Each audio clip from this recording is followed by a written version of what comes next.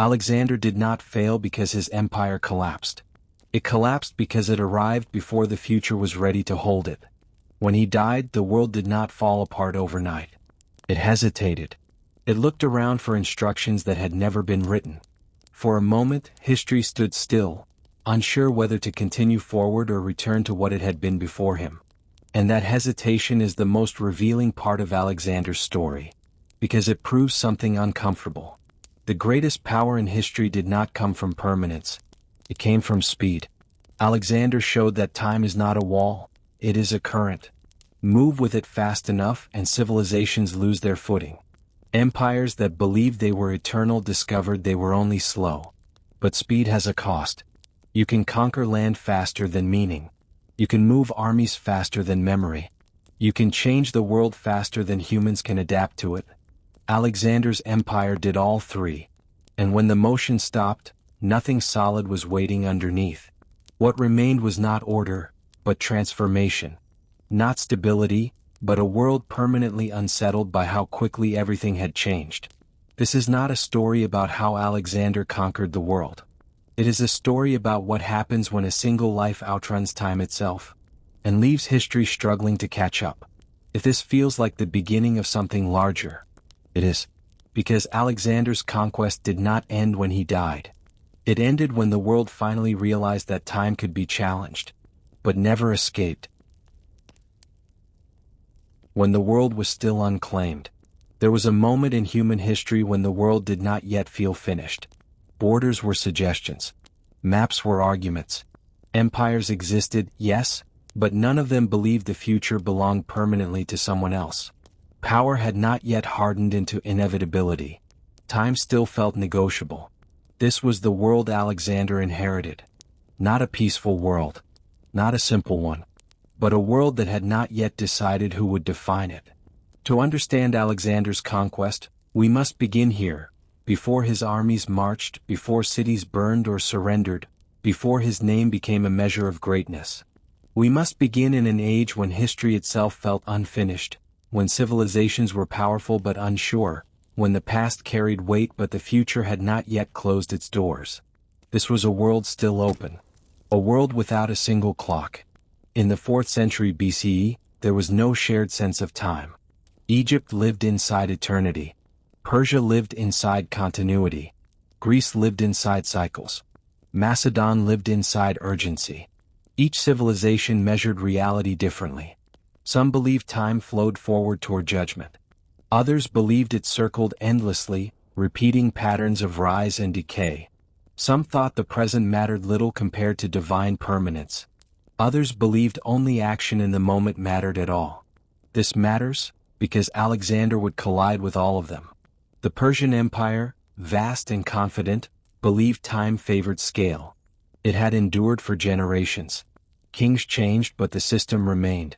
To the Persians, Alexander was a disturbance, not a destiny. The Greek city-states believed time punished arrogance. They remembered Troy, remembered hubris, remembered the cost of overreach. Great men rose, and were broken by fate. No one escaped the rhythm. Egypt believed time was already complete. Pharaohs did not conquer to change the future, they ruled to preserve cosmic order. The past and future were reflections of each other. And Macedon, poor, rough, underestimated, believed something different. Macedon believed time could be stolen. The edge of the civilized world. To the Greeks, Macedon was barely civilized. Its kings drank heavily, spoke roughly, and ruled through personal loyalty rather than law. Its people farmed, hunted, and fought. They did not debate endlessly in assemblies. They did not pretend war was philosophical. They acted. Macedon existed on the margins, geographically and mentally. It was close enough to Greece to learn from it, but distant enough to ignore its limits. Close enough to Persia to fear it, but distant enough to imagine defeating it. This position on the edge of the known world shaped everything.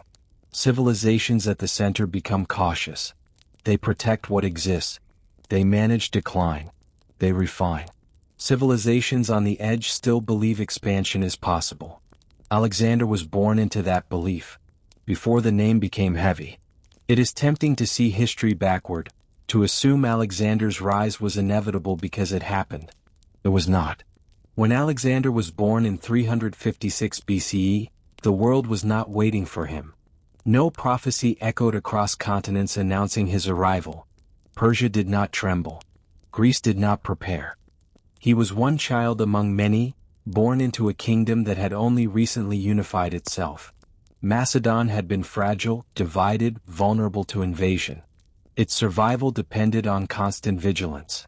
What Alexander inherited was not a ready-made empire, but a tension, a sense that time was pressing in. His father, Philip II, understood this pressure. He had seen how quickly opportunity vanished.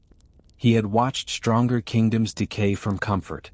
He reformed the army not because he loved war, but because delay meant death. Philip's Macedon was not ambitious for glory. It was ambitious for survival. Alexander would turn survival into destiny. The world as it understood itself. Before Alexander crossed into Asia, the world had rules. Empires rose slowly. They expanded, consolidated, paused. Conquest was measured. Distance mattered. Supply lines mattered. Seasons mattered. Kings ruled from capitals. Authority weakened with distance. Control faded at the edges. No one moved faster than logistics allowed. No one ruled everywhere at once. No one tried to compress time itself. Alexander would violate all of this. But first, the world had to believe these rules were permanent. The illusion of stability. Persia appeared eternal. Stretching from the Aegean to the Indus, it governed through tolerance and administration. It allowed local customs. It taxed rather than erased. It absorbed rather than destroyed. This made it seem unshakable. But stability can hide stagnation. Persia had mastered space but not urgency. Its power was wide, not fast. Deep but slow. It assumed enemies would move as empires always had, carefully, predictably, within tradition. Greece, meanwhile, had mastered thought but not unity. Its cities were brilliant and divided, forever arguing over precedents while outsiders watched. Egypt waited. India endured. The known world existed in balance, not peace but equilibrium. History, it seemed, had settled into a pattern. That was the mistake. The nature of an unclaimed world. An unclaimed world is not empty. It is unconvinced. It has not yet accepted that one force will define it. Alexander did not conquer a vacuum. He conquered hesitation. He arrived at a moment when civilization sensed decline but had not admitted it. When empires sensed vulnerability but trusted tradition to protect them. When time felt slow enough to manage. Alexander would prove time could accelerate. Time is momentum. Most rulers inherit land. Alexander inherited momentum. Philip had unified Greece through force and diplomacy, but he had not crossed the threshold. The invasion of Persia was planned, not executed. The idea existed, but the leap had not yet occurred. When Philip was assassinated, Macedon could have fractured. Greece could have rebelled. Persia could have intervened. Instead, Alexander moved instantly. Speed was his first conquest. Before the world could adjust its expectations, he acted. Before enemies could agree on who he was, he defined himself through motion. Time favors those who move before others finish thinking. Alexander understood this intuitively. A world about to be rewritten. The world Alexander faced still believed in limits. Limits of geography. Limits of culture. Limits of ambition. Limits imposed by the past. He would not defeat these limits through force alone. He would defeat them by arriving too early, too fast, too unexpectedly.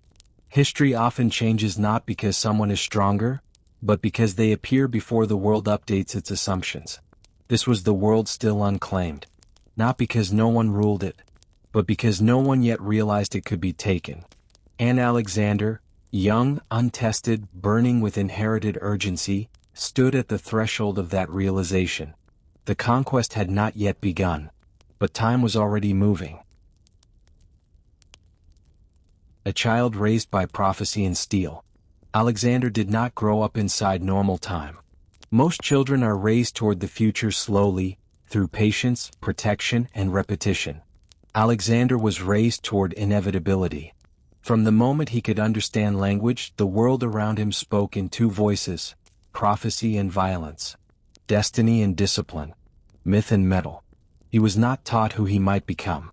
He was taught who he already was expected to be. And that expectation bent time around him. A birth surrounded by meaning.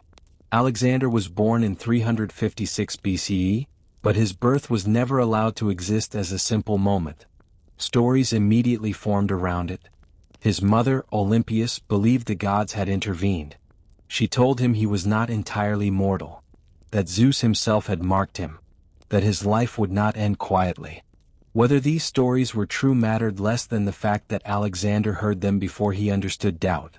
Children learn who they are before they decide who to be. Alexander learned he was different.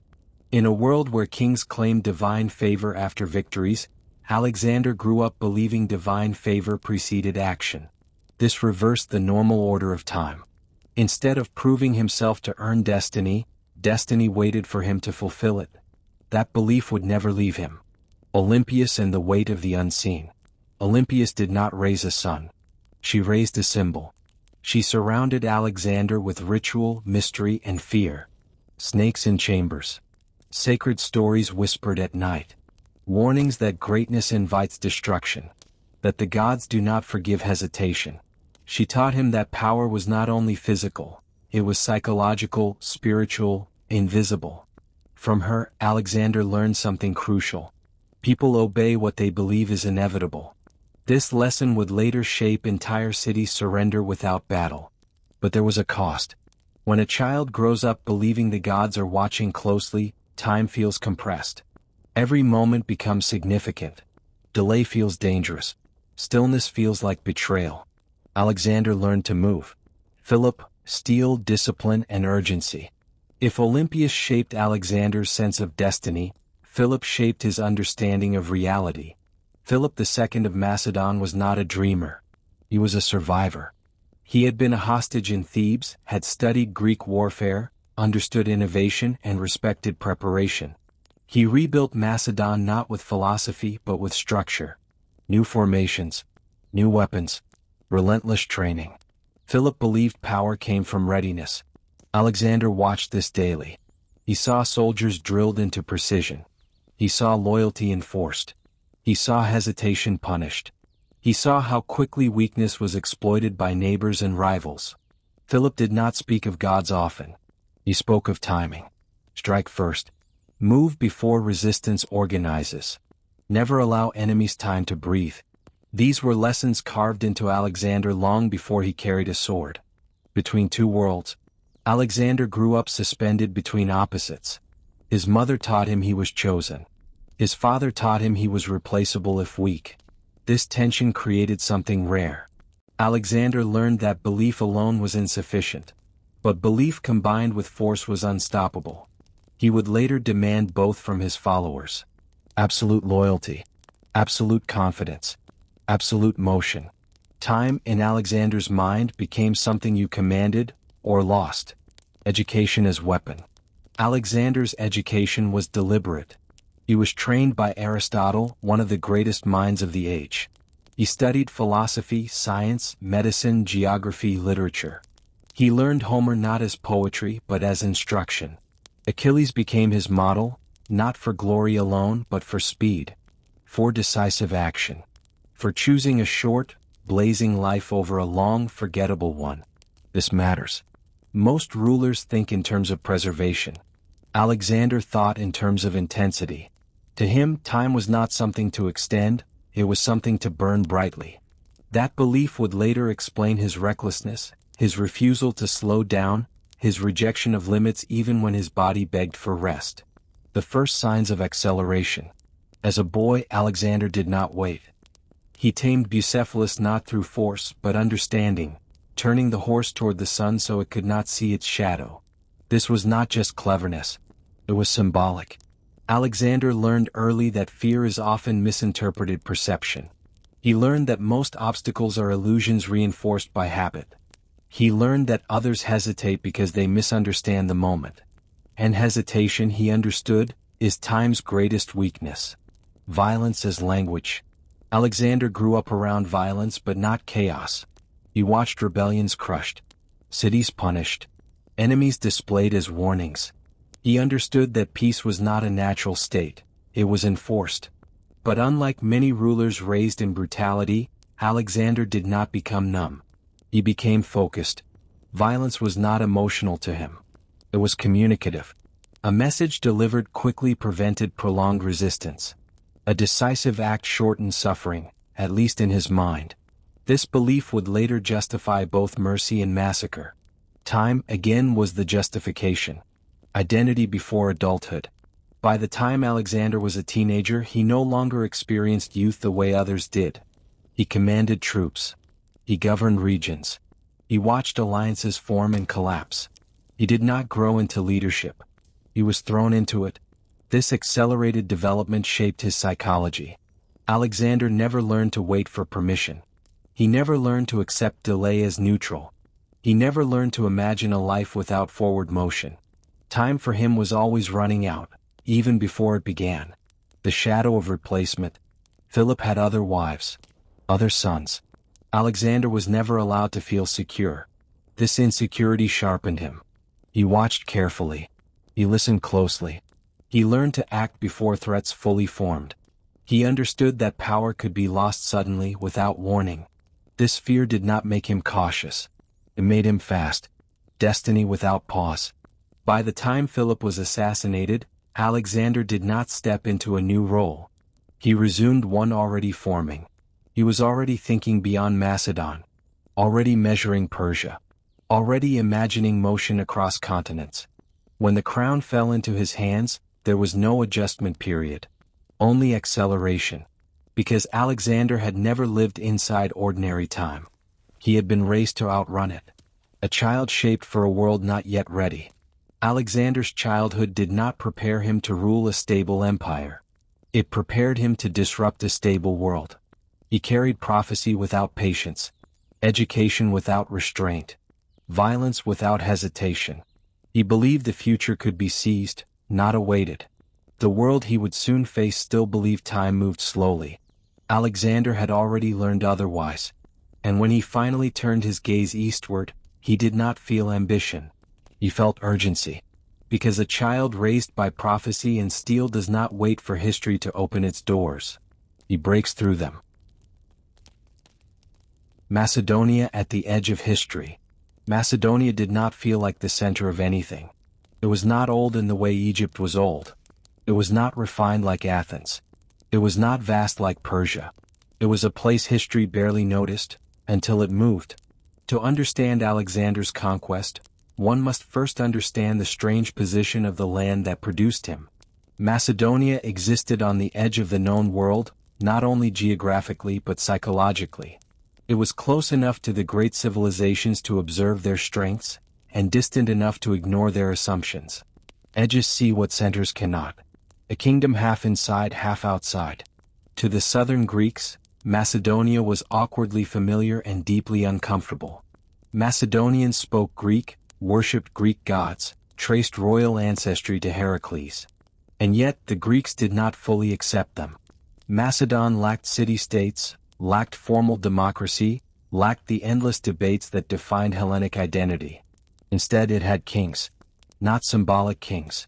Not ceremonial figures.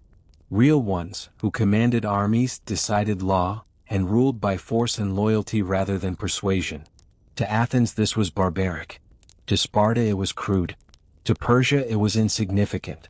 But insignificance can be liberating. Macedonia was not bound by the expectations that restrained others. It did not carry the weight of ancient perfection. It did not believe history had already been written. It believed history was still available. Geography as psychology. Macedonia's land shaped its people. Mountain ranges cut through the kingdom, creating isolation and resilience. Open plains invited invasion, forcing constant readiness. Northern tribes threatened from one direction, Greek politics from another, Persian influence from across the sea. Macedon lived exposed. Exposure creates urgency. Where others trusted walls, Macedon trusted movement. Where others relied on tradition, Macedon relied on adaptation. Survival demanded flexibility. This environment produced leaders who thought in terms of action rather than theory. Alexander did not emerge despite this environment. He emerged because of it. A kingdom that could not afford stillness. Macedonia had no luxury of stagnation. It had been invaded, humiliated, fragmented. It had watched stronger neighbors collapse into complacency. It had learned that delay invited destruction. This instilled a collective psychology: move or be erased. Philip II internalized this lesson completely. His reforms were not visionary in the abstract, they were desperate in the practical. A stronger phalanx, longer spears, better coordination, permanent readiness. Philip did not build an army to conquer the world. He built one to ensure Macedon survived long enough to matter. Alexander inherited that army, but more importantly, he inherited that mindset. Time in Macedon was never neutral. Between Greece and the world, Macedonia occupied a unique mental space. It admired Greek culture without being consumed by it. Alexander loved Homer, philosophy, and Greek art, but he did not inherit Greek hesitation. The endless arguments over legitimacy, morality, and tradition never shaped him the way they shaped Athens. Greek city-states lived in memory. They remembered glory and failure equally well. Every ambition was weighed against past disasters. Every plan debated until momentum died. Macedonia watched this with distance. Alexander learned from Greece, but he was not slowed by it. He would later spread Greek culture farther than any Greek ever dared. Ironically, it took an outsider to globalize Hellenism. Persia in the distance. To the east lay Persia, not as an enemy yet but as a presence. Persia loomed large in imagination. Vast, wealthy, structured, confident. But to Macedon, Persia was also slow. Messages took weeks. Armies mobilized cautiously. Authority diluted with distance. From the edge, these weaknesses were visible. From the center, they were invisible. Alexander grew up hearing about Persia not as an impossibility, but as a challenge postponed. That difference mattered. The advantage of being underrated. History rarely fears what it does not respect. Macedonia benefited from neglect. Greek states underestimated it. Persia dismissed it. Thracians tested it but did not fear it. This allowed Macedon to prepare without interference. Philip unified Greece not through idealism but through pressure. He exploited divisions, offered protection, demanded obedience. He did what Greece could not do for itself. And when he succeeded, the balance of the ancient world quietly shifted, without realizing it had shifted. Alexander inherited not only territory but invisibility. No one expected what came next. The edge is a launch point. Edges are dangerous places, but they are also launch points. From the edge, one sees outward rather than inward. One does not protect a center. One seeks direction. Alexander's imagination was shaped by this outward gaze. He did not see borders as sacred. He did not see empires as permanent. He did not see the past as a ceiling. He saw movement. This is why Alexander's conquests feel different from others. They were not about replacing one ruler with another. They were about collapsing distance. Cities fell not because they were weak, but because Alexander arrived before they understood the moment. Time again was the weapon. A kingdom without a final shape. Macedonia was unfinished. It did not yet know what it wanted to be. That uncertainty became its strength. Alexander did not inherit a rigid system that demanded preservation. He inherited a living force that demanded direction. So he gave it one. Not toward consolidation. Not toward stability. But toward motion. Macedonia did not become an empire because it planned to. It became one because stopping no longer made sense. Standing at history's threshold. When Alexander became king, Macedonia stood at a threshold few recognized. To Greece it was an overlord. To Persia a nuisance. To the world irrelevant. But thresholds are deceptive. They look like margins until crossed. Alexander crossed it immediately. He did not pause to legitimize his rule. He did not wait for consensus. He did not secure comfort. He secured momentum. And momentum, once established, reshapes time. The edge moves inward. History often assumes change comes from the center. It rarely does. It comes from the edge. Where pressure is highest, patience is lowest, and imagination is unburdened. Macedonia was that edge. And Alexander was its acceleration. When he turned east, the world still believed in its old rhythms. That empires took generations to rise. That borders hardened with age. That time favored those who endured. Macedonia knew otherwise. It had lived too close to extinction to believe in permanence. Standing at the edge of history, Alexander did not see danger. He saw opportunity. And once he stepped forward, the edge became the center. The world would spend centuries adjusting to that fact. Crossing the line where time no longer protected empires. Empires do not fall the moment an army arrives. They fall the moment they realize the rules they trusted no longer apply. For centuries, time had been the greatest ally of power. Distance weakened enemies. Seasons delayed campaigns. Bureaucracy slowed ambition. Tradition restrained recklessness. Empires learned to survive not by reacting quickly, but by outlasting threats. Time protected them. Alexander was the first to cross the invisible line where time stopped offering that protection. The sacred boundary. The Hellespont was not just water. It was memory. On one side lay Europe, Greece, Macedonia, the familiar world of rivalry and philosophy. On the other lay Asia, Persia, legend, scale beyond comprehension. For centuries, crossing this boundary meant entering a different order of reality. Armies did not move easily across it. Supply lines strained. Command dissolved with distance. This narrow stretch of sea had guarded empires more effectively than walls. When Alexander crossed it in 334 BCE, he did something no Persian king feared enough to prevent. He crossed without hesitation. No elaborate rituals. No prolonged preparation. No attempt to negotiate the meaning of the moment. Speed stripped the crossing of its power. In doing so, Alexander quietly demonstrated something terrifying. The boundary existed only as long as everyone believed in it. The psychology of delay. Persia had ruled through time. Not force alone, time. Satrapies governed locally. Messages traveled slowly. Decisions layered themselves through protocol.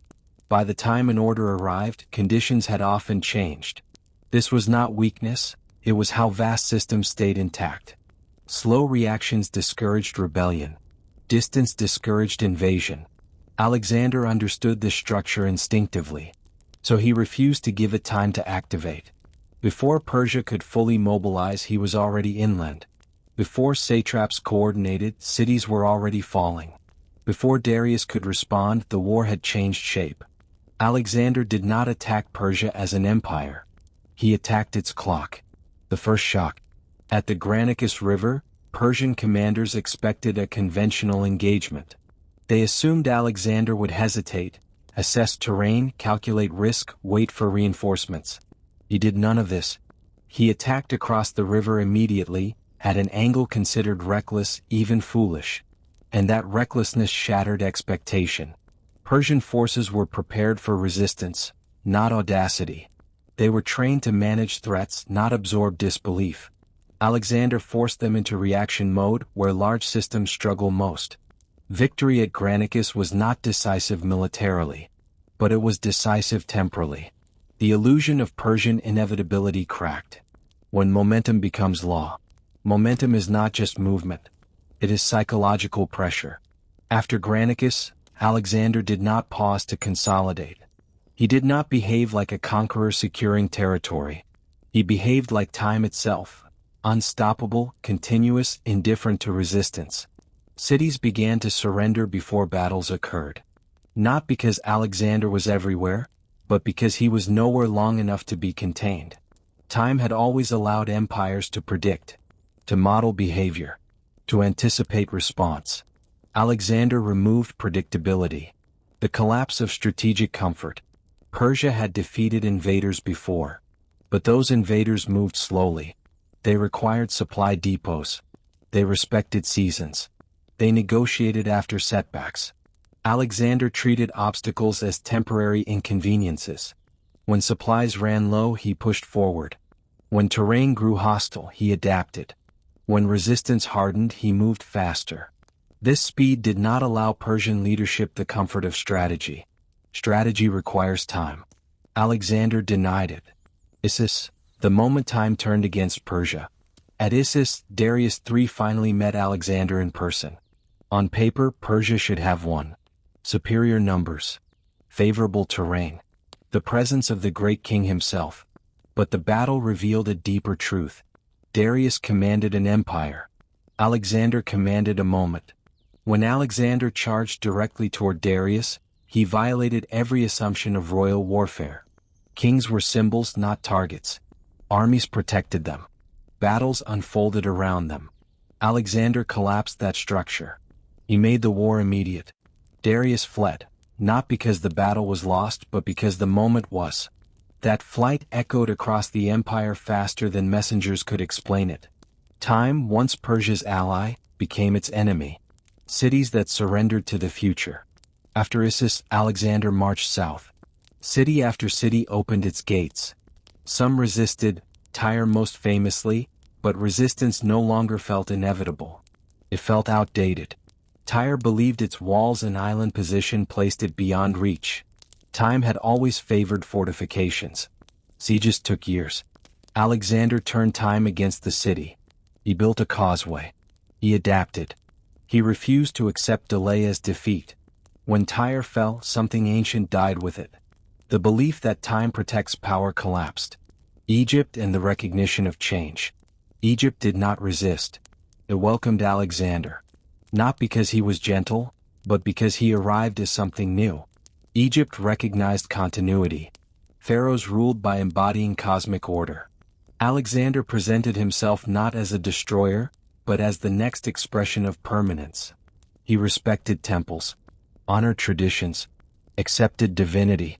This was not humility. It was temporal intelligence.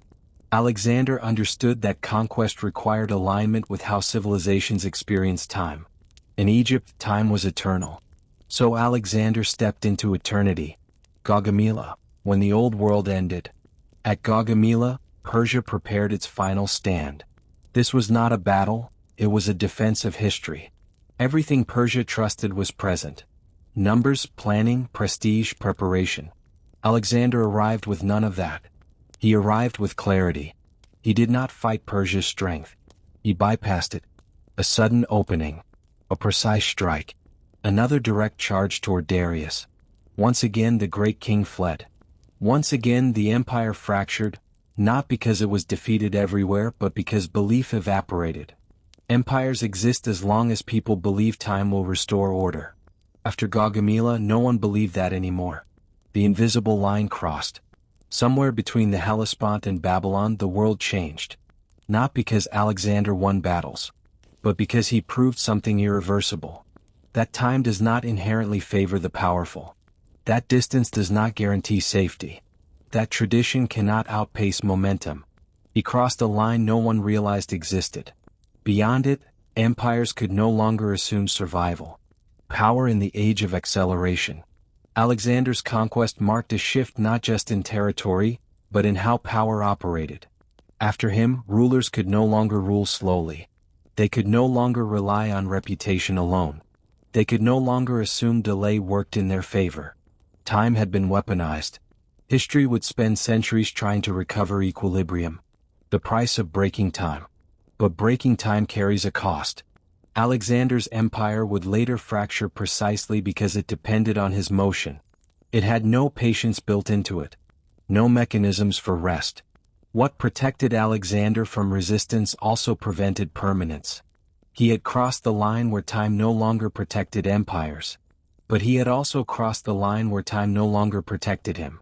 For now the world reeled. The old rhythms were gone. Persia, the illusion of eternal power. Before Alexander arrived, Persia did not fear history. It had survived too long for fear. For over 2 centuries, the Achaemenid Empire had ruled the known world with a confidence that felt indistinguishable from permanence. Kings rose and fell, rebellions flared and faded, borders shifted slightly, but the structure remained. Persia did not see itself as an empire competing inside history. It saw itself as history's framework. Others existed within time. Persia believed it existed above it. This belief shaped everything, and ultimately became its greatest vulnerability. An empire built to endure, not to move. Persia was not built for speed. It was built for continuity. Its strength lay in administration, not aggression. Roads connected provinces. Satraps governed locally. Taxes flowed inward. Cultures were preserved rather than erased. Resistance was managed, not annihilated. This was intelligent power. Unlike empires that ruled through terror, Persia ruled through accommodation. Conquered peoples kept their gods, customs, languages. In return, they acknowledged Persian authority and paid tribute. This created loyalty without obsession. It also created distance. Persia did not need to rush. It had learned that time softened opposition. That patience outlasted rebellion. That endurance defeated ambition. Alexander would arrive with ambition weaponized against patience. The comfort of scale. Persia trusted its size. From Anatolia to the Indus, from the steppes to the Nile, its reach was unmatched. This scale created psychological safety. No single threat could destabilize the whole. Local defeats were absorbed. Governors replaced. Order restored. Scale teaches empires to think statistically. Losses become numbers. Victories become maintenance. Urgency becomes unnecessary. Alexander rejected this logic. He refused to fight Persia as a system.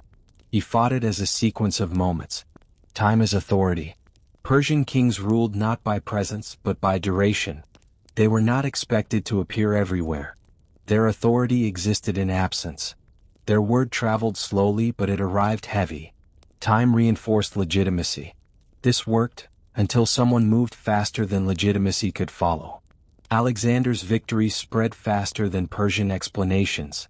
By the time the empire responded, the narrative had already shifted. The idea of Persian inevitability weakened before official orders could restore it. Authority decays when it lags behind perception. Alexander understood this instinctively. Darius III and the weight of inheritance. Darius III did not inherit weakness. He inherited expectation. He ruled an empire that assumed survival as default. That assumption shaped his decisions. He believed Persia could afford delay. That Alexander would exhaust himself. That momentum would dissipate. These were reasonable beliefs. They were also fatal. Darius prepared carefully. He gathered vast forces. He selected terrain. He followed tradition. Alexander ignored tradition. This asymmetry mattered more than numbers. An empire watching, not acting. As Alexander advanced through Asia Minor, Persia observed. Satraps hesitated. Orders waited. Reactions layered themselves behind protocol. No one panicked, because panic had never been necessary. That calm became paralysis. Persia had learned to absorb pressure, not anticipate collapse. It believed threats revealed themselves slowly. That danger announced itself through prolonged conflict. Alexander did not announce. He arrived. The myth of eternal kingship. Persian kingship was symbolic. The great king was the axis of order. His presence affirmed stability. His absence did not diminish authority, because authority was conceptual, not immediate. Alexander shattered this abstraction. By charging directly at Darius during battle, he turned symbolism into vulnerability. He forced the king into a physical decision, stand or flee. When Darius fled, something ancient broke. Not a battlefield formation. A belief. If the great king could run, then time itself was no longer aligned with Persian power. Babylon, Susa, Persepolis. When Alexander entered the great Persian capitals, he did not behave like a barbarian conqueror. He observed. He appropriated. He adapted. He wore Persian dress. Used Persian administrators. Adopted Persian ceremony. This confused everyone. Persia expected destruction or retreat. Instead, Alexander stepped inside the illusion of eternity and wore it like a borrowed garment. This was not admiration. It was understanding. He recognized that Persia's power was not in its armies, but in its image of permanence. So he claimed that image. And then he burned Persepolis. Persepolis, time turned against itself. The burning of Persepolis was not random violence. It was symbolic violence. Persepolis represented timeless order, ritualized power, memory carved in stone, an empire displaying itself to eternity. By burning it, Alexander did something unprecedented. He attacked memory. He signaled that no structure was beyond the reach of the present, that even eternity could be interrupted. This act terrified the ancient world, not because it was cruel but because it was irreversible. Time could no longer be trusted to preserve greatness. Why Persia could not adapt fast enough? Persia did not collapse because it was weak. It collapsed because it was optimized for a different rhythm. It assumed enemies would respect seasons. That distance would slow ambition. That tradition would restrain audacity. Alexander respected none of these. By the time Persia realized its assumptions were obsolete, it was too late to change them. Large systems adapt slowly by design. Alexander exploited that design. The illusion exposed. Persia believed it was eternal because it had outlasted others. But endurance can become illusion. Time had protected Persia so long that it forgot time could turn. Alexander did not defeat Persia by outlasting it. He defeated it by arriving in a different temporal mode. Faster, sharper, unforgiving. What Persia teaches us about power. Persia's fall reveals a universal truth. Power that relies on time will eventually be betrayed by it. Structures designed for continuity struggle against acceleration. Authority built on memory falters when confronted with immediacy. Alexander was not stronger than Persia. He was earlier. Earlier than adaptation. Earlier than consensus. Earlier than understanding. He arrived before the illusion could defend itself. After the illusion shattered. After Persia fell, the world did not feel victorious. It felt unmoored. If Persia was not eternal, what was?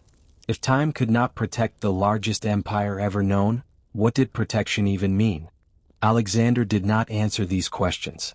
He moved on. Because his conquest was never about replacing one eternal power with another. It was about proving that eternity itself was negotiable. And once that illusion shattered, history could no longer return to what it was. The world had learned something terrifying. That even the longest-lasting empires exist only by permission of time. And permission can be revoked. Cities that fell before they knew they were dying. Cities rarely realize they are dying while it is happening.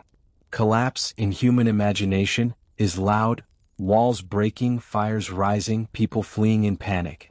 But in reality, most cities fall quietly through misjudgment, delay, and disbelief. They fall because they mistake familiarity for safety. Because they trust habits that once worked. Because they assume tomorrow will behave like yesterday. Alexander understood this.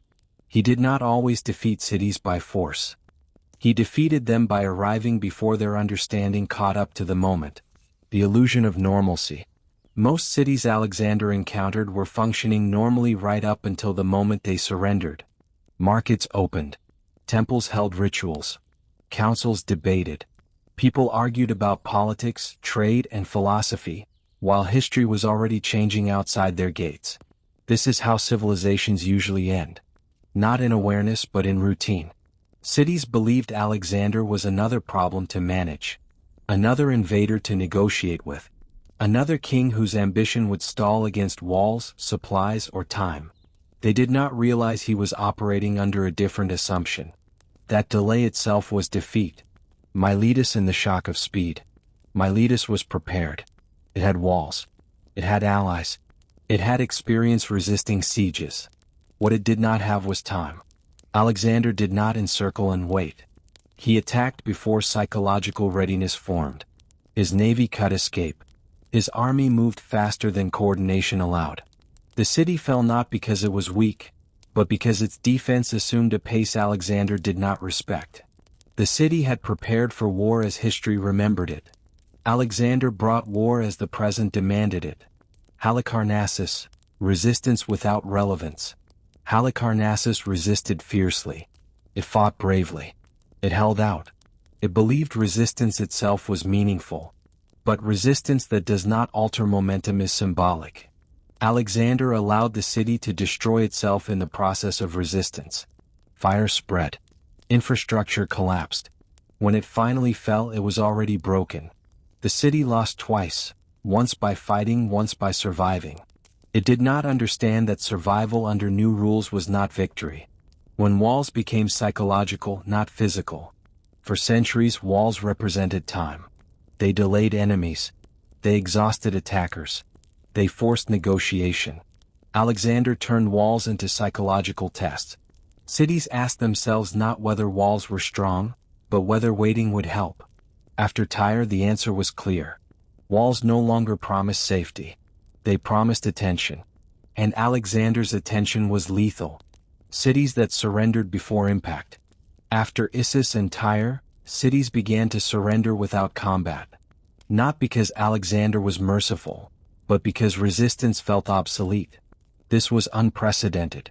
Conquest had always required demonstration, proof, repetition. Alexander's reputation moved ahead of him, collapsing resistance before arrival. These cities did not fall to swords. They fell to time compression.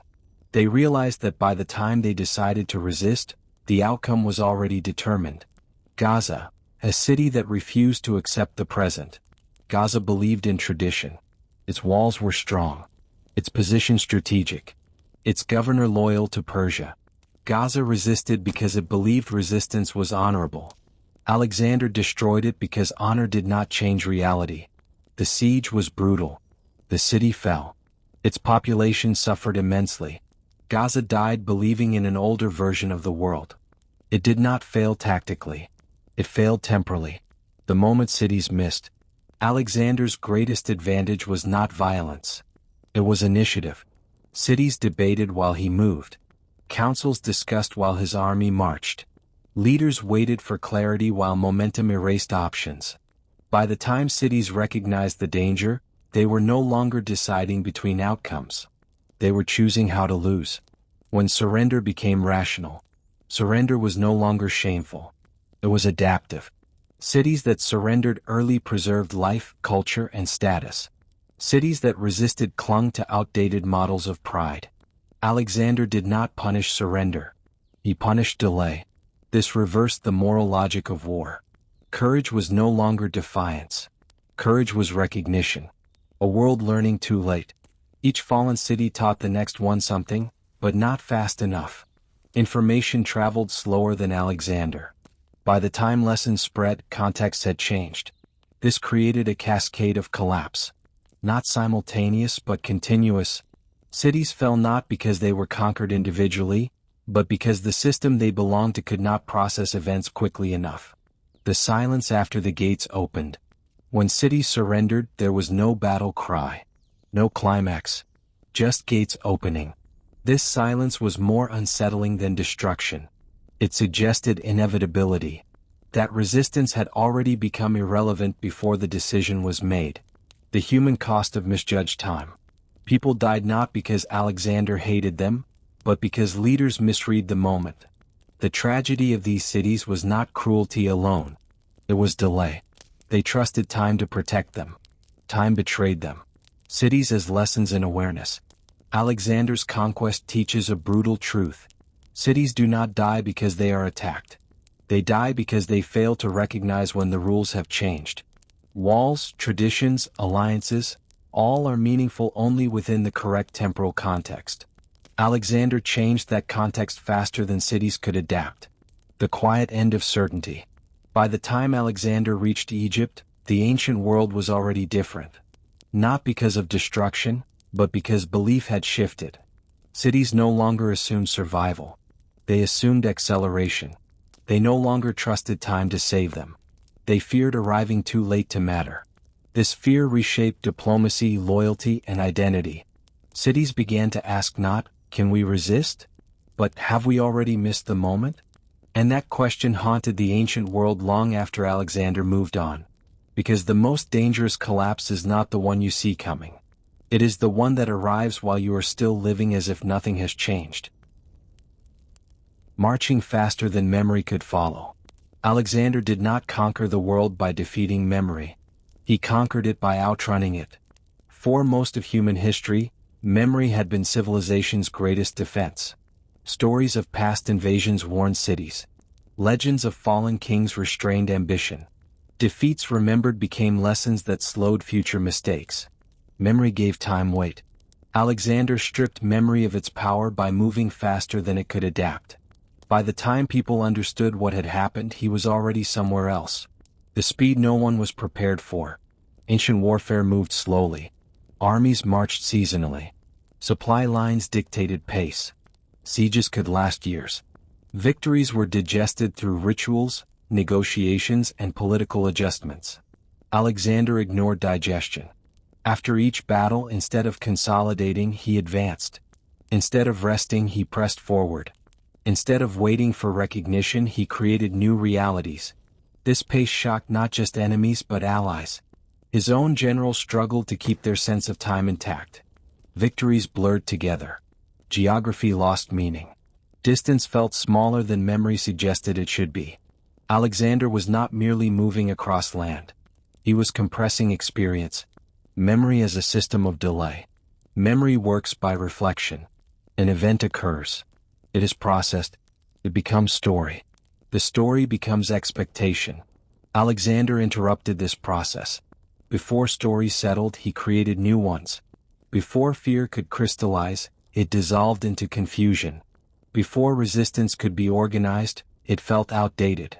This is why his enemies always seemed one step behind. They were not slower in intelligence. They were slower in cognition. Their minds were still interpreting the last event while Alexander was creating the next. Victories without closure. In normal warfare, victory brings pause. Cities negotiate terms. Soldiers rest. Leaders reassert authority. The meaning of the win is explained and ritualized. Alexander denied closure. After Issus, the world expected a pause. He gave them Egypt. After Egypt, they expected consolidation. He gave them Mesopotamia. After Gaugamela, they expected stability. He gave them Persia's heartland. There was no moment for the world to say, "This is what it means." Meaning requires time. Alexander moved on before meaning could catch him. The disorientation of those left behind. Cities behind Alexander's march experienced something unsettling. They were no longer at war, but they were no longer safe. Alexander was gone, yet his presence remained. Garrisons stood. Administrators shifted. Cultures adjusted. But no one knew if this arrangement was permanent. Memory could not categorize Alexander. Was he a conqueror passing through? A ruler staying? A storm? A new order? The uncertainty destabilized identity. People need time to remember who they are under new power. Alexander did not give them that. Even his own army lost track. Alexander's soldiers began as Macedonians. They became something else without noticing when. They marched through languages they did not speak, climates they did not recognize, customs they did not understand. Victory after victory erased the meaning of home. Time blurred. Campaign seasons lost structure. Months became terrain. Distance replaced chronology. Some soldiers began to feel they were living outside history, trapped in an endless present of marching, fighting, advancing. Memory failed even them. This would later matter. Geography without rest. Alexander did not treat geography as separation. He treated it as sequence. Mountains were challenges, not barriers. Deserts were tests, not deterrents. Rivers were crossed immediately, not respectfully. He refused to let land impose tempo. In doing so, he denied geography its historical role as memory's ally. Terrain once remembered as impassable lost its narrative power. The world began to feel smaller, not because maps changed but because experience contradicted memory. Why empires need time to remember. Empires survive through rhythm. They repeat rituals, rotate officials, reinforce hierarchy. They allow populations to internalize authority slowly.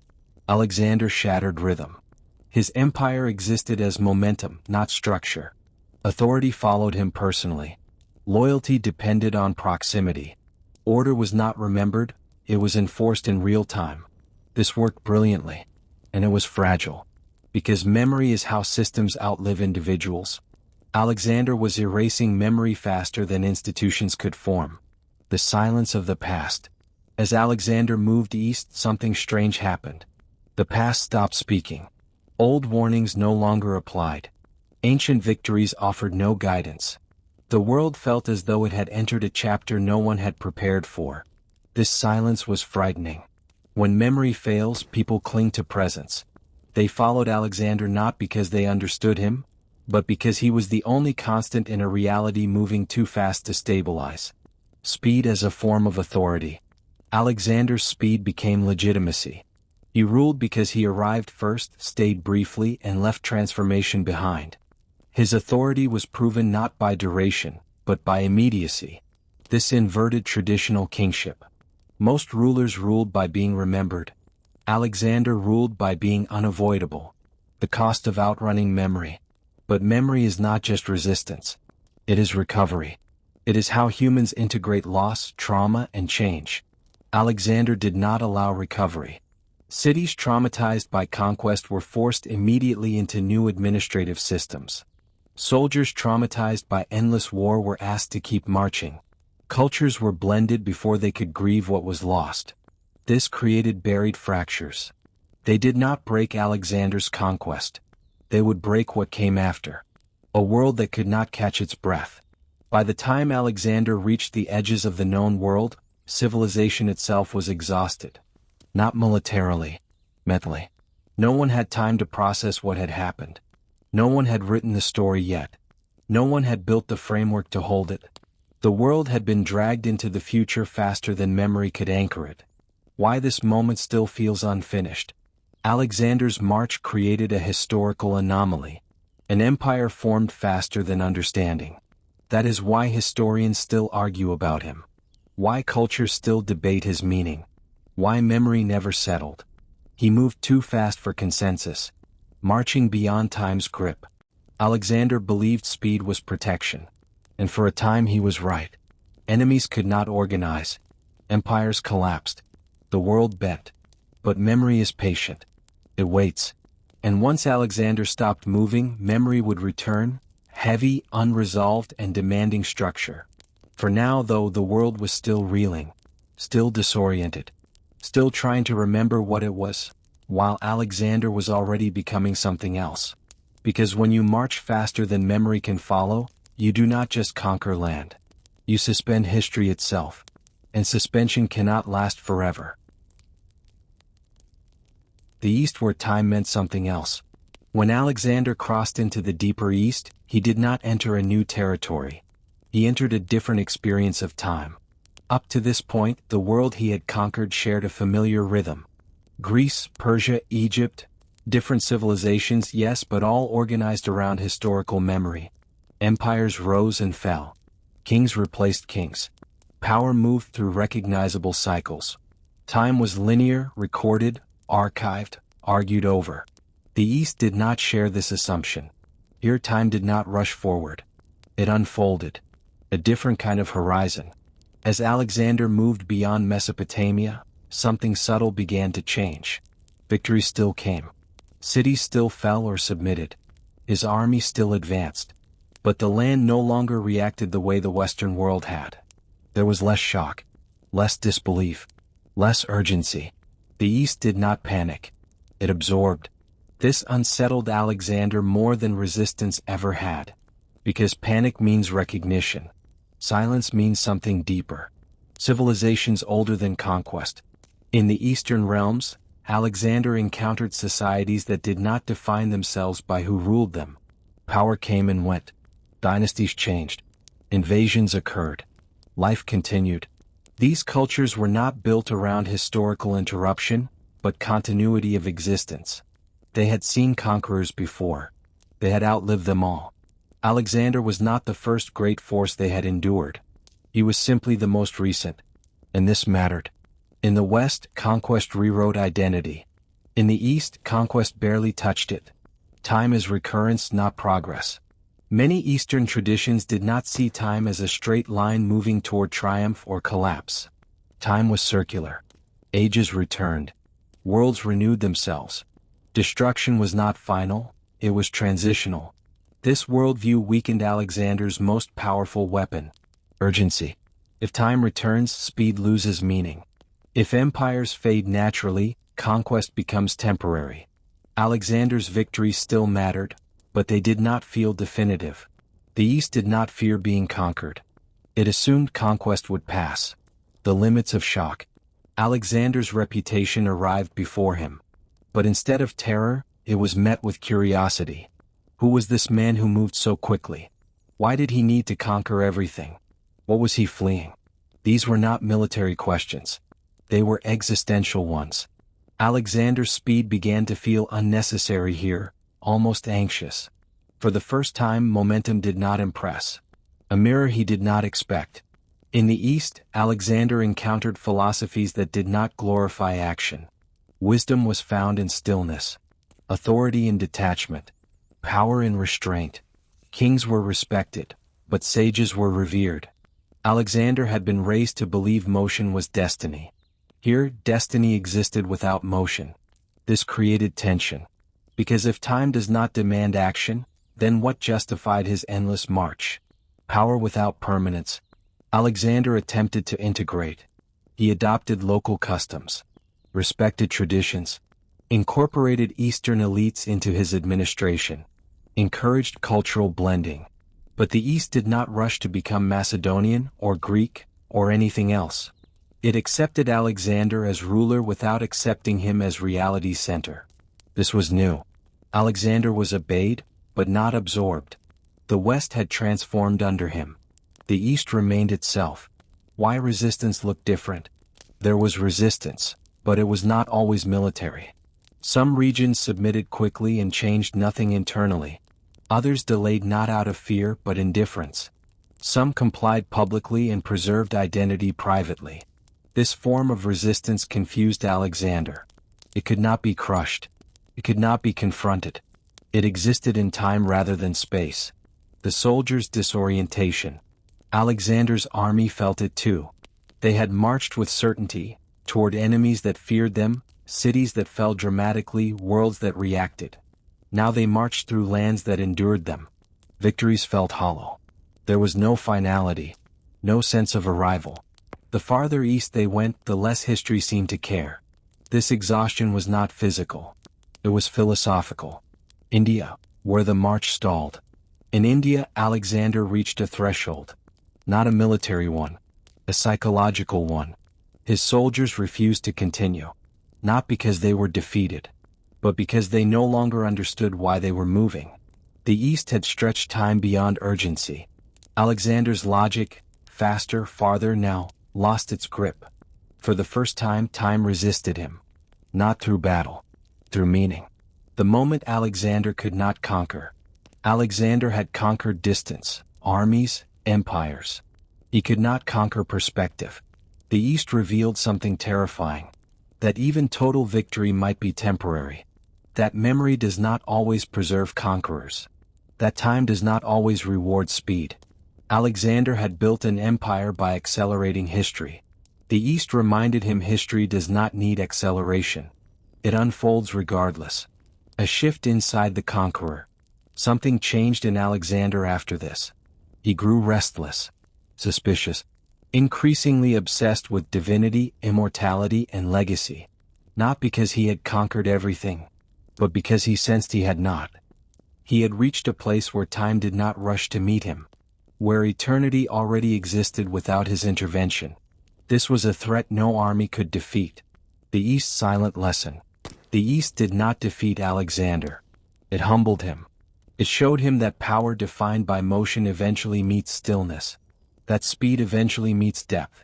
That conquest eventually meets endurance. Alexander had outrun memory. Here he encountered something older than memory. Why this moment matters. This encounter reshaped history quietly. It marked the first time a global conqueror faced a civilization that did not interpret conquest as destiny. It revealed a limit not of strength but of worldview. Alexander's empire would continue, but something inside it fractured. Because the East taught a lesson the West never could. That time does not belong to conquerors. They merely pass through it. And when Alexander finally turned back westward, he carried more than victory. He carried the knowledge that some worlds do not fall. They wait. And waiting, in the long arc of time, is often stronger than force. India and the limits of conquest. India was not the end of Alexander's march. It was the end of his certainty. Up to this point, conquest had followed a pattern. Resistance appeared, momentum broke it, victory followed. Even when cultures differed, Alexander's speed and confidence carried him forward.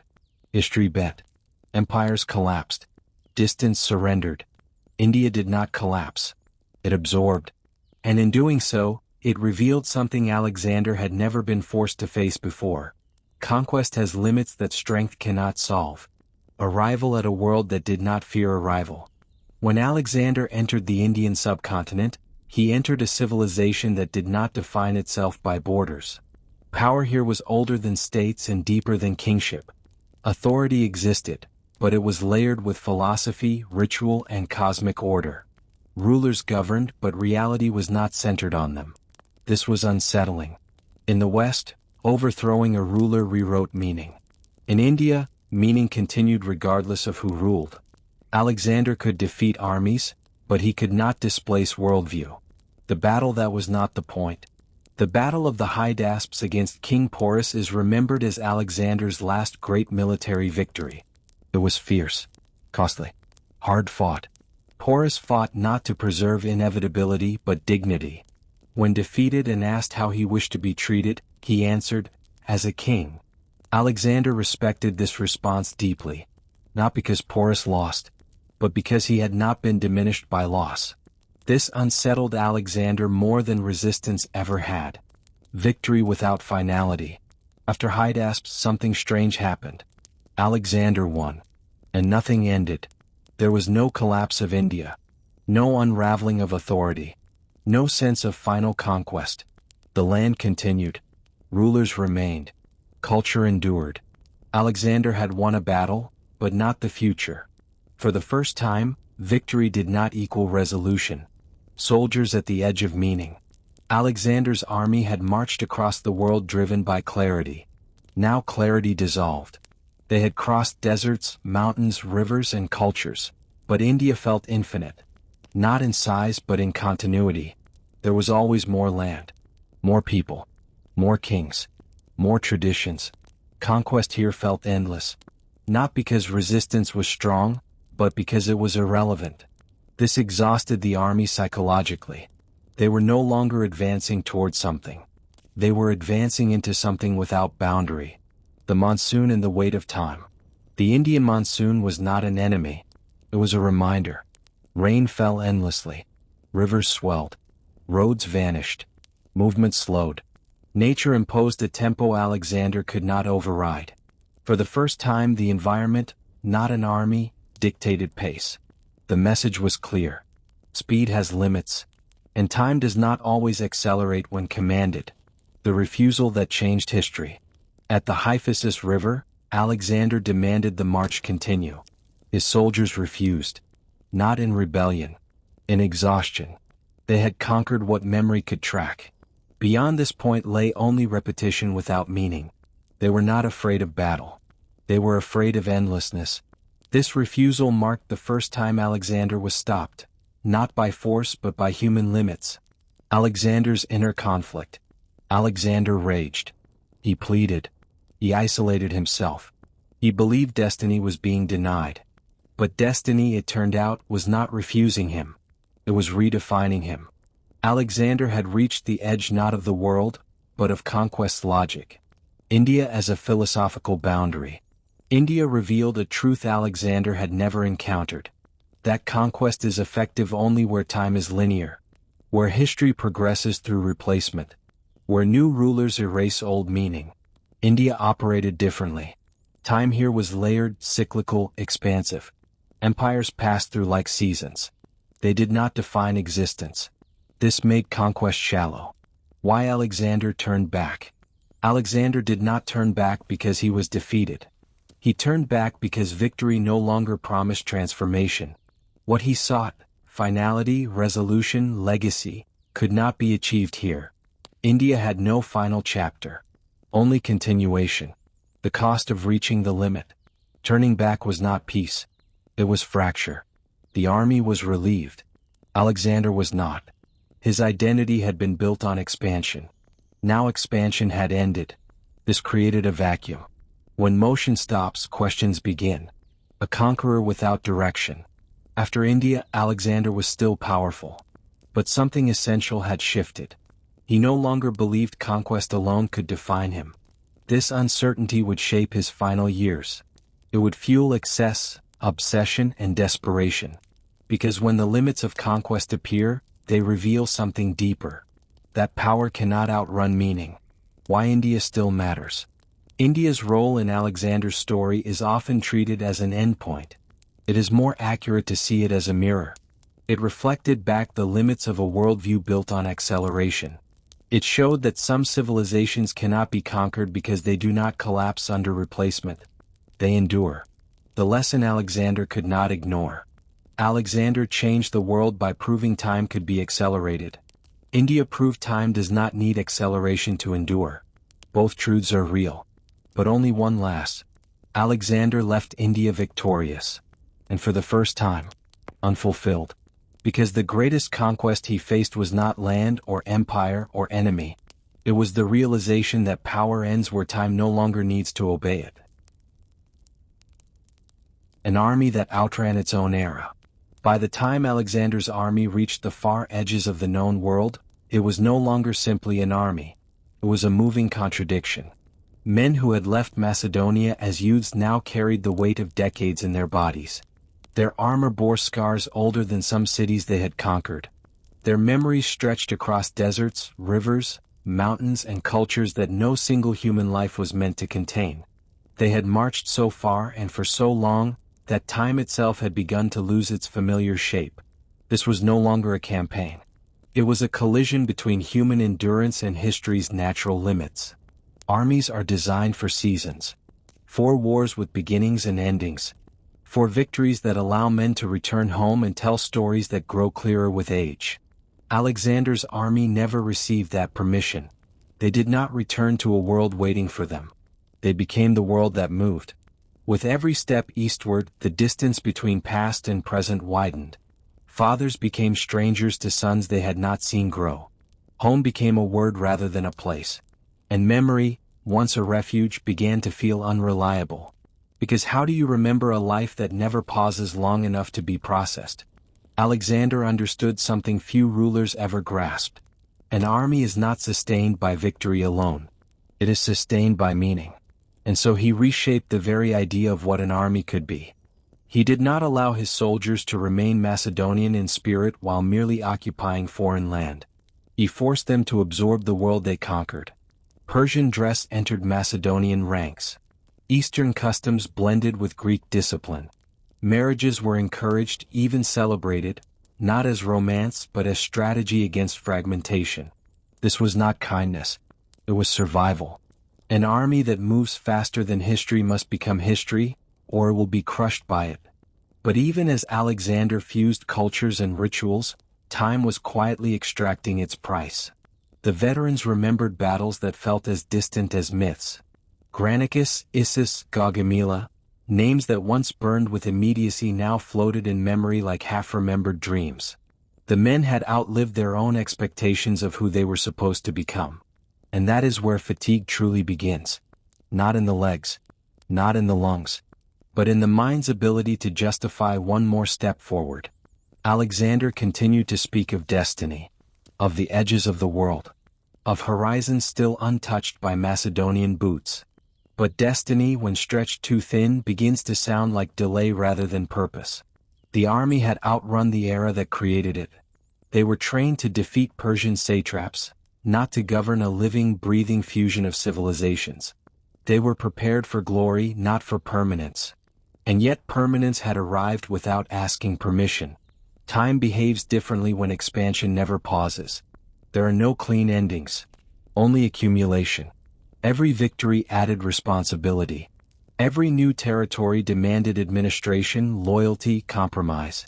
The army that once existed to destroy now had to protect, to stabilize, to embody authority rather than simply impose it. This was not the future the soldiers had imagined when they followed Alexander across the Hellespont. They had believed conquest was a path back home, not a road that erased the idea of home entirely. Alexander himself was not immune to this distortion. The man who once led charges from the front began to rule from distance. Ritual replaced immediacy. Symbols replaced shared hardship. The king became larger than the army, but also more isolated from it. Time had elevated him and separated him. An army that outruns its era eventually faces a choice: stop or fracture. The cracks began subtly. Not rebellion, at first, but hesitation. At the Hyphasis River, when Alexander demanded the impossible once more, the men did something unprecedented. They refused, not with violence but with exhaustion, with the quiet authority of those who had given everything time could extract from them. This was not cowardice. It was temporal reality asserting itself. They had marched beyond the rhythm of human endurance, beyond the psychological contract between leader and follower, beyond the era that had once made Alexander inevitable. And Alexander, for the first time, was forced to listen. The refusal marked a turning point not just in geography but in time. The army could not move forward without collapsing inward. The future Alexander imagined no longer aligned with the present his men inhabited. The march had outrun synchronization. This is the hidden cost of unmatched ambition. History celebrates speed, but human systems require pause. Alexander had mastered motion, but not stasis. He had bent time forward, but he could not anchor it.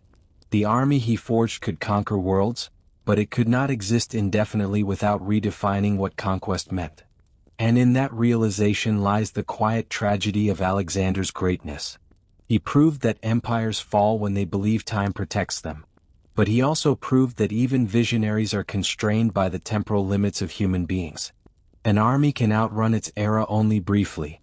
Eventually time demands repayment. And when it does not ask kings or soldiers what they intended, only what they have become. Power without a future to return to. There is a moment in every conquest when victory stops pointing forward. Not because enemies remain, but because the future itself becomes unclear. For Alexander, that moment did not arrive in battle. It arrived in silence, after the marching slowed, after resistance thinned, after the world lay open but strangely empty of direction. Power, once seized, demands a future to justify it. Alexander had power beyond precedent. He ruled more land than any man his age, or any age before him, had ever controlled. His name carried authority from the Aegean to the industry cities bent before him not because they knew him, but because time itself seemed to favor his momentum. And yet, beneath this magnitude, something essential was missing. There was nowhere to return to. Most rulers conquer in order to go back changed. Back to a capital, a lineage, a stable world that can absorb their triumph and translate it into continuity. Alexander had destroyed the possibility of that return by succeeding too completely. Macedonia no longer felt sufficient. Greece felt small, argumentative, backward-looking. Persia, once the symbol of eternal power, had been hollowed out and repurposed.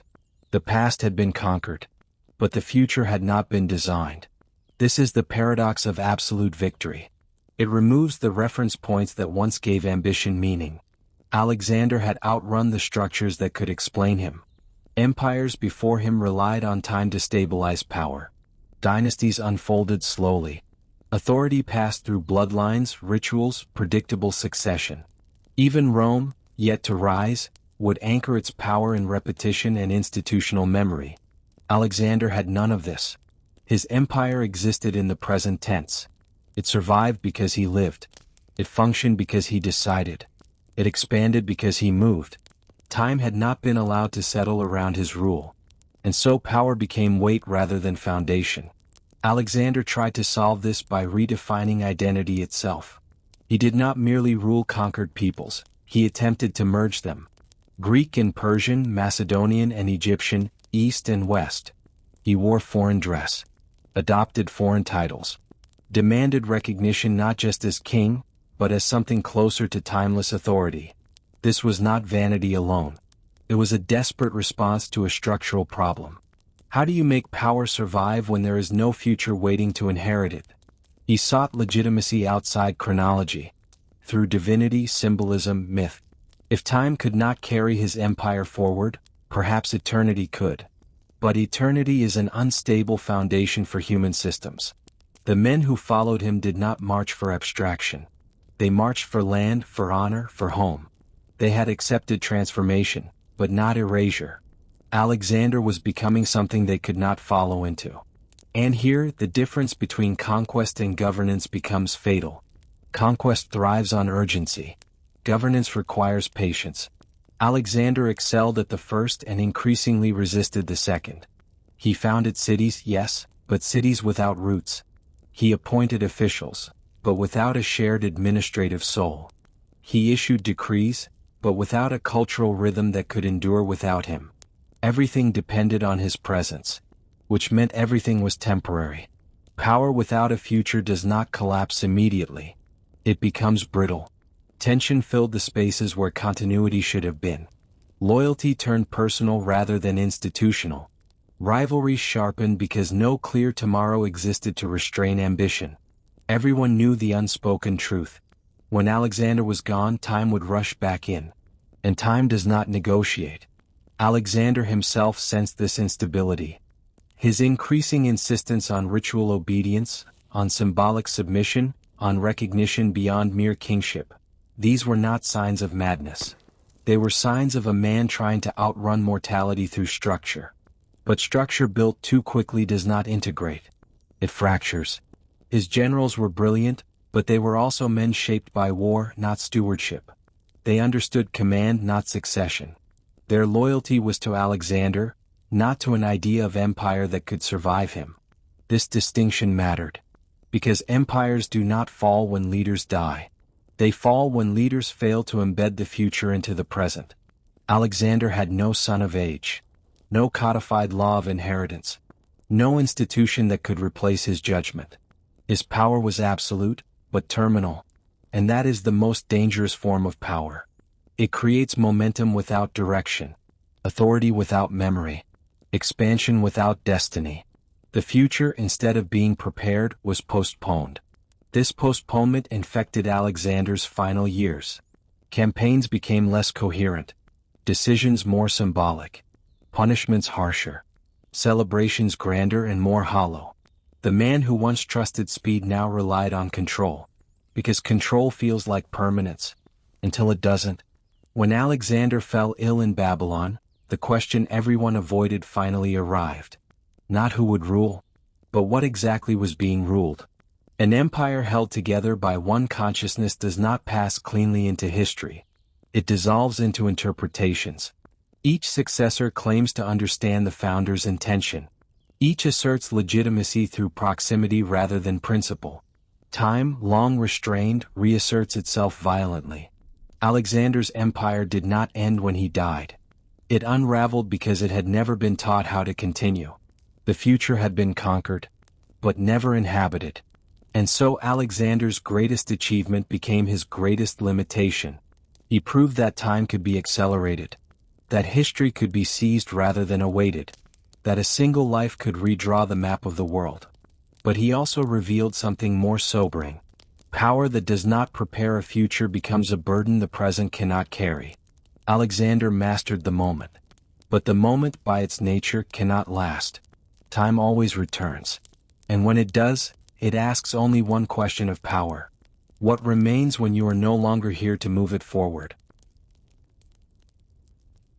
The man who tried to outlive time. Alexander did not fear death in the way ordinary men do. He feared something far more unsettling. He feared becoming irrelevant to time. From the beginning, his ambition was never limited to territory.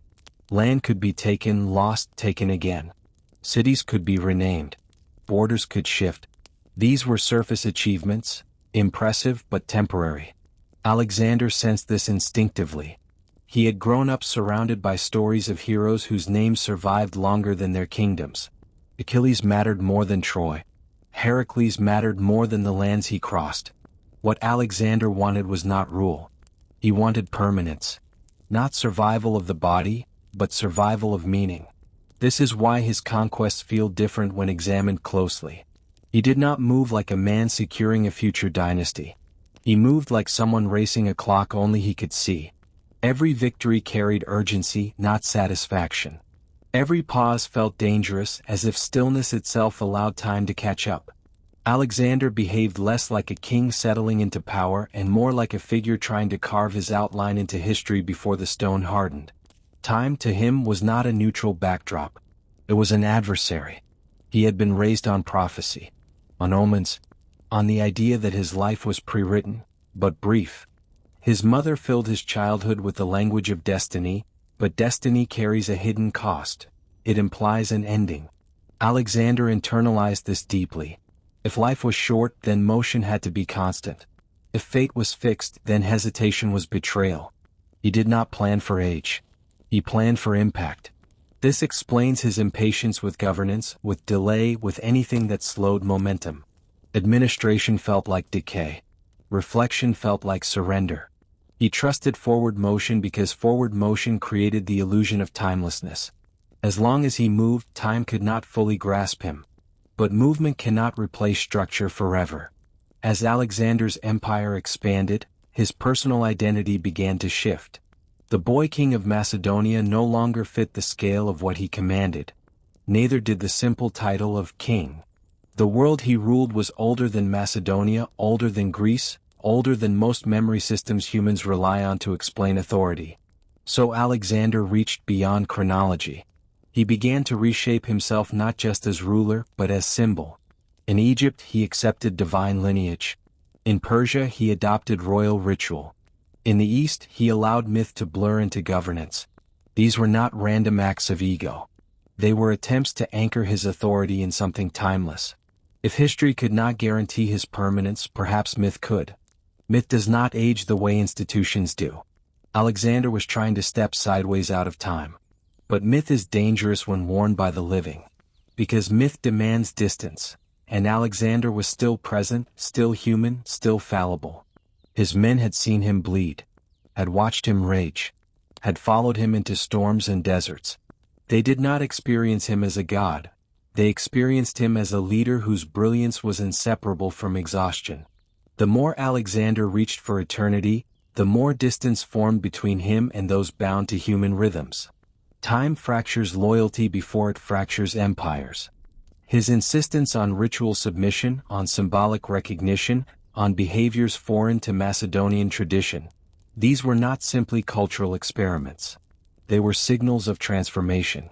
Alexander was becoming someone his army had not agreed to follow. Not because they lacked devotion, but because devotion has temporal limits. They had followed a king of action. They were now being asked to serve an abstraction. This tension haunted Alexander's final years. He drank more, not out of indulgence, but to quiet the awareness that the pace could not be sustained. His temper sharpened because control felt like the last defense against chaos. He punished dissent harshly because dissent reminded him that time was reasserting itself through human will. And yet, even in decline, Alexander never stopped moving. Babylon became his final stage not because he chose it, but because it was the crossroads of civilizations, memory, and ambition. A city heavy with the weight of past empires. A place where time layered upon itself instead of flowing cleanly forward. It was fitting. Alexander arrived there not as a conqueror, but as a man surrounded by unfinished futures. Campaigns still imagined. Reforms still half-formed. Succession still unspoken. He had conquered the known world, but not the next day. When illness took him, the silence was immediate and destabilizing. Not because he died young, but because he died unfinished. In that silence, the truth he had outrun for so long finally caught up. Time does not require permission to resume. Without Alexander's will to compress it, time expanded again, violently. His generals, men shaped by urgency rather than continuity, fractured the empire into personal interpretations of his legacy. Each believed they understood him best. Each claimed proximity to his intent. But intent is not inheritance. What followed was not a continuation but a translation. Imperfect, contested, unstable. Alexander did not leave behind a future. He left behind momentum. And momentum without direction scatters. Yet here is the paradox that defines his legacy. Alexander failed to outlive time structurally, but succeeded psychologically. He did not create an eternal empire. He created an eternal question. Can a single life bend history permanently? Can speed overcome entropy? Can meaning survive without continuity? The world after Alexander was not unified, but it was transformed. Languages blended. Ideas migrated. Philosophies traveled with soldiers and merchants. The Hellenistic world that followed was not his design, but it was his consequence. Time absorbed him, but it was altered in the process. Alexander did not escape time. No one does. But he forced time to respond to him rather than quietly consume him. He compressed centuries into a decade. He revealed that history is not always patient, not always gradual, not always safe. Sometimes it accelerates and breaks those who ride it too far. In the end, Alexander became exactly what he sought to be, not eternal in rule but permanent in disruption. He showed humanity that time is not merely passed through. It can be challenged, reshaped, provoked, but never defeated. And that may be the most human lesson of all. The man who tried to outlive time did not succeed. But in failing, he changed how the world understands what time can do, and what it eventually demands in return. An empire that existed mostly in motion. Most empires announce themselves through stillness. Capitals rise. Borders harden. Laws repeat themselves until they feel inevitable. Time slows around authority, giving people the illusion that power has always been there, and always will be. Alexander's empire did the opposite. It rarely paused long enough to resemble permanence. From the moment it began, it behaved less like a state and more like a force in transit. It moved before it settled, transformed before it stabilized, expanded before it understood itself. There was no long moment where the empire stood still and declared, "This is what we are." Because Alexander did not build an empire to inhabit time. He built one to outrun it. This is why his dominion feels strangely weightless when examined on a map. Vast, yes, but unstable in memory. The boundaries shift depending on the year, the source, the perspective. Cities rise suddenly with his name, then fade into new identities almost as quickly. Authority flows with the army, not with institutions. Power traveled where Alexander traveled. And when he moved on, time rushed back in. This was not an accident. It was structural. Alexander inherited a world where empires relied on repetition. Persia ruled through continuity, ritual, administration, predictable hierarchy. Egypt anchored authority in eternity itself. Even the Greek city-states, fragmented as they were, trusted tradition to restrain ambition. Alexander rejected this model instinctively. Stillness felt dangerous to him.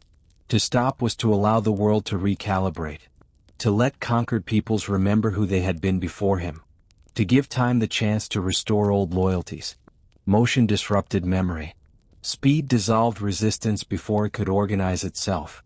An empire in motion is harder to grasp, and harder to oppose. So Alexander rarely lingered. Cities were taken, reorganized, renamed, and then left behind with a garrison and a vision, but not a long process of integration. Satraps were appointed, but their authority rested on proximity to Alexander's will rather than on deeply rooted legitimacy. Laws existed, but they were flexible, provisional, adapted to the next march. Everything was temporary because everything was in transit. This created a strange psychological environment for those living within Alexander's realm. Subjects did not experience rule as a stable presence. They experienced it as an event. Alexander arrived like a storm, decisive, overwhelming, transformative. Old elites were dismantled or absorbed. New rituals introduced. A new language of power imposed. And then, almost immediately, the storm moved on. What remained was uncertainty. Was this the new order, or merely a passing phase? Was loyalty expected forever, or only until the next army arrived? Time, deprived of clarity, became anxious. For Alexander, this anxiety was useful. An empire that exists mostly in motion keeps its subjects oriented toward the present. They cannot rely on the past to predict the future. They must respond, adapt, negotiate. Resistance requires coordination, and coordination requires time. Alexander denied his opponents that luxury. But motion extracts a cost from those who create it. For the army, constant movement distorted identity. Soldiers became citizens of a road rather than of a homeland. Their sense of belonging shifted from place to process, from territory to shared endurance. They did not live in the empire. They were the empire. This is a fragile arrangement. An empire embodied in people rather than institutions depends entirely on cohesion. Once fatigue, doubt, or division sets in, the structure dissolves from within. There is no neutral framework to absorb strain. No slow machinery of governance to compensate for human limits. Alexander sensed this vulnerability. That is why he attempted cultural fusion, not as philosophical idealism but as a stabilizing force. If the empire could not stop moving, perhaps it could at least change shape without breaking. Macedonians marrying Persians. Greek education blending with Eastern administration. Rituals merging rather than competing. He was trying to create elasticity. An empire that exists in motion must be flexible, or it shatters. Yet flexibility has boundaries. The faster the empire moved, the less time people had to internalize change. Integration remained surface level. Symbols traveled faster than understanding. Unity was proclaimed more often than it was felt. The empire looked cohesive from a distance, but up close, it was layered with unresolved differences. Time had not been allowed to do its quiet work. This tension became visible in Alexander's later decisions.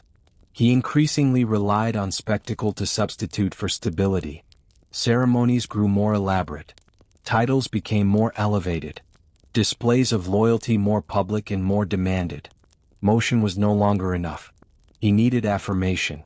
Because an empire in motion lacks a resting narrative. There is no shared story of origin, no settled sense of we. Only direction. Forward, always forward. But direction without destination exhausts meaning. This is why Alexander's empire feels paradoxical. Vast yet unfinished. Powerful yet provisional. Transformative yet unstable. It did not exist to endure. It existed to happen. And in happening it changed the world. The Hellenistic age that followed was not a continuation of Alexander's motion, but a consequence of it. Ideas, art, science, language, all carried forward by the wake of his campaigns. The movement outlived the structure that produced it. Time absorbed the empire, but not the velocity it introduced into history. This reveals something essential about power. There are two ways to shape time. One is to slow it, to institutionalize, ritualize, repeat until change feels unnatural. The other is to accelerate it, to force transformation so quickly that the old world cannot reassert itself. Alexander chose acceleration. And acceleration always burns its fuel quickly. When he died, the empire could not remain in motion without him. The force that held it together was gone. His generals attempted to freeze parts of it, to claim territories, titles, legitimacy, but freezing motion creates fractures. The empire broke not because it was weak but because it was never meant to stop. It had been designed for movement, not settlement. And yet, despite its impermanence, Alexander's empire achieved something static empires rarely do. It redefined possibility. It taught future rulers that time is not only inherited, it can be seized. That history does not always advance through slow accumulation. That a single life, moving with enough intensity, can compress centuries into years. But it also taught a quieter lesson. Motion without rest reshapes the world, but cannot govern it forever. Alexander's empire existed mostly in motion because Alexander himself could not remain still. His restlessness became geography. His urgency became policy. His fear of being overtaken by time became the engine of conquest. In the end, the empire reflected its creator perfectly. Brilliant, unfinished, irreversible. Time eventually reclaimed the land. Borders dissolved. Names changed. But the disturbance remained. And perhaps that was the true nature of Alexander's empire, not a place to live within, but a moment the world was forced to pass through. A moment when history moved faster than it was supposed to. A moment when time lost its balance, and never quite recovered it. What remained after Alexander was gone? Alexander's death did not arrive with thunder. There was no final battle. No dramatic fall on the field. No moment that felt worthy of the momentum he had carried across the world. He died quietly, surrounded by men who had built their lives around his motion, and suddenly found themselves standing still. And in that stillness, the question history had been postponing could no longer be avoided. What exactly remained? Not emotionally, not symbolically, but structurally. Because empires are not judged by how they expand, but by what survives their creators. Alexander left behind land, cities, armies, officials, treasuries, and legends. But none of these automatically constitute continuity. They are ingredients, not outcomes. Without time to bind them together, they remain loose fragments, capable of many futures but loyal to none. The moment Alexander was gone, time returned at full force. It rushed into the gaps his presence had sealed shut. There was no clear successor. No written vision. No agreed definition of what the empire was meant to become. Alexander had ruled through immediacy. His judgment replaced law. His charisma substituted for institution. His speed eliminated the need for negotiation. When he vanished, so did the logic that had held everything together. The famous question, "To whom do you leave the empire?" is often answered with myth. That he said, "To the strongest." Whether he spoke those words matters less than why they made sense to those listening. Because strength was the only organizing principle the empire truly understood. Time had never been allowed to formalize legitimacy. So legitimacy reverted to force.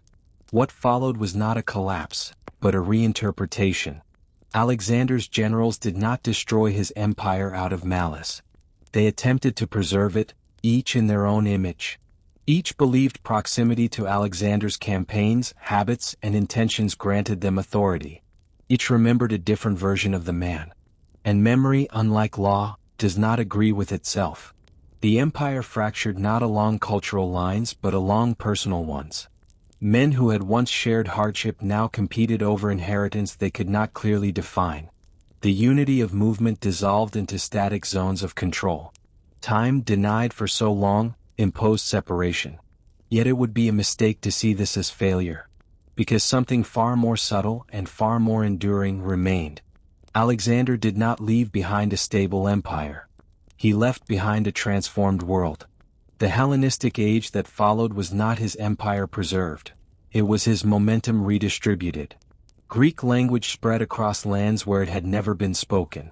Ideas traveled where armies no longer marched. Art, science, philosophy, and governance mixed in ways that would have been unthinkable before Alexander forced civilizations into contact. Time resumed, but it resumed on altered terrain. Cities like Alexandria did not survive because Alexander intended them to. They survived because they sat at intersections of movement he had unlocked. Trade routes shifted. Knowledge flowed differently. Intellectual centers emerged not from conquest alone, but from the aftershocks of accelerated history. Alexander did not design this future, but he made it possible. This distinction matters. History often rewards builders more than disruptors. Institutions feel safer than interruptions. But interruptions change the direction of time itself. They force systems to adapt rather than repeat. Alexander was an interruption on a planetary scale. He proved that civilizations were not sealed containers. That East and West were not natural opposites. That culture could move as violently, and as irreversibly, as armies. What remained after him was not unity, but permeability. And permeability reshapes everything. Power itself changed after Alexander. Later empires learned from his limitations. Rome absorbed his lesson and corrected for it, slowing conquest with administration, anchoring expansion in law, designing succession. Others chased his speed without understanding its cost, repeating the same fracture in different forms. Alexander became a reference point, not as a model to copy, but as a boundary to measure against. He showed how far a single life could bend history, and where it inevitably breaks. On a human level, what remained was more ambiguous. The soldiers who survived him did not return to the world they had left. Home had moved on without them. Time had aged their parents, reshaped their cities, altered their relevance. Many never truly reintegrated. Their identity had been forged in motion and stillness felt foreign. They had lived inside accelerated history. And normal time felt empty by comparison. This is a quiet cost rarely acknowledged. Alexander changed not just maps but human expectations. He raised the ceiling of ambition and lowered the tolerance for gradualism. After him, rulers dreamed bigger, moved faster, and justified excess by pointing to precedent. The world became less patient. Even myth preserved this restlessness. Alexander did not become a symbol of peace or order. He became a symbol of possibility pushed too far. Of brilliance without breaks. Of youth burning faster than systems could contain. Time remembered him not as a conclusion, but as an open question. And that may be his truest legacy. Because history does not only preserve what lasts, it preserves what disturbs. Alexander disturbed time. He compressed centuries into years. Forced civilizations to confront one another prematurely. Created futures that arrived before societies were ready to inhabit them. When he was gone, time reclaimed control, but it could not reverse the changes. It could only manage the consequences. The world did not become Alexander's world. But it could never return to what it had been before him. That is what remained. Not an empire but a shift. A reminder that time is not always slow. That history can accelerate violently. That individuals, under rare conditions, can force the future to arrive early. Alexander did not outlive time. But he permanently altered its rhythm. And once time has been disrupted, it never fully settles back into its old pace. What remained after Alexander was gone was not his rule, but his rupture. A world more connected, more unstable, more aware that the impossible can happen quickly, and at great cost. And perhaps that is the final truth of his conquest. Alexander did not leave behind something that could be ruled. He left behind something that had to be lived with. A world that had seen how fast history could move, and could never again pretend that time was always on its side. If you want to understand how power reshapes time, how empires rise not just through strength, but through speed, and how one life can accelerate history beyond its limits, then stay with Secrets Beyond Time. Subscribe and continue this journey beyond conquest, beyond myth, and beyond the timelines we are taught to accept. Because the past is never truly finished, and time is always hiding more than it reveals.